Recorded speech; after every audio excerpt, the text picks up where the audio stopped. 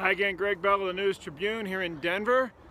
Seahawks lose their 2018 opener 27-24 to the Broncos after rallying to take the lead early in the fourth quarter. What struck me about this 2018 opener is as changed as these Seahawks are. 8 new starters today on defense that weren't there for this 2017 opener. A new offensive coordinator, a new defensive coordinator, a new emphasis on the run game.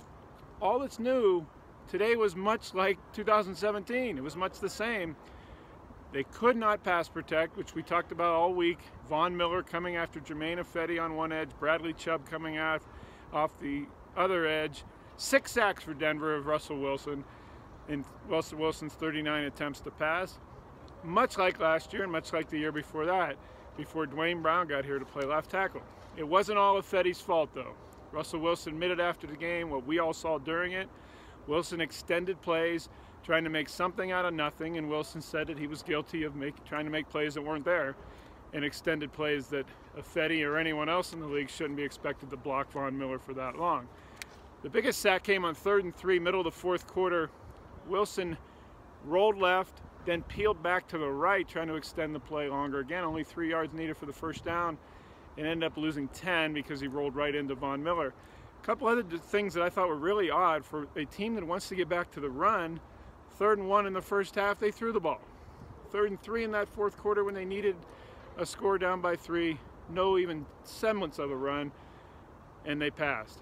Chris Carson had 7 carries in 55 offensive plays, and yes, I know they didn't have the ball much in the first half, short drives, and then in the second half they were playing from behind. Russell Wilson cited that after the game.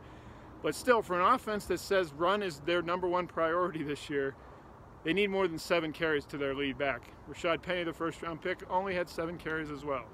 Carson went 7 carries for 51 yards. He did an unbelievable hurdle here on the opposite side of the field. Hurdle over a defensive back and landed on his feet.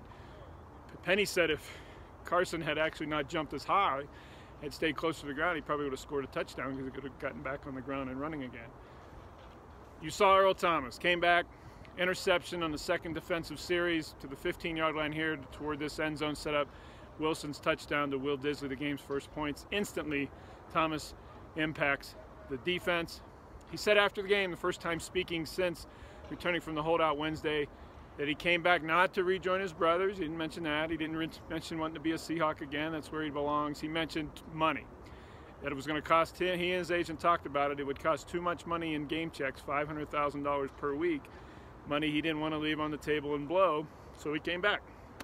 That's it. He was asked after the game if he can put that behind him. He said while he's on the field, yes, he's glad he's back, but that everyone else brings it up outside of that, and then he thinks about it outside of that, but while on the field, he doesn't think it's going to be an issue. I would have to say, having talked to him and listened to what he said, it's not exactly thrilled with the situation. He's thrilled to be back on the field, but he knows his future is not necessarily here in Seattle. I think that holdout proved that. Doug Baldwin's situation. Sprained MCL. I talked to him briefly in the locker room. He said he's going to get tested more tomorrow.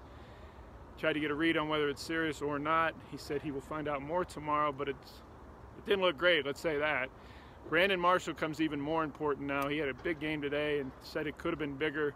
Got called for a pass interference at the opposite end zone. He said he deserved that call. He leaned into Adam Jones, pushed into him, and then made his cut inside before the catch.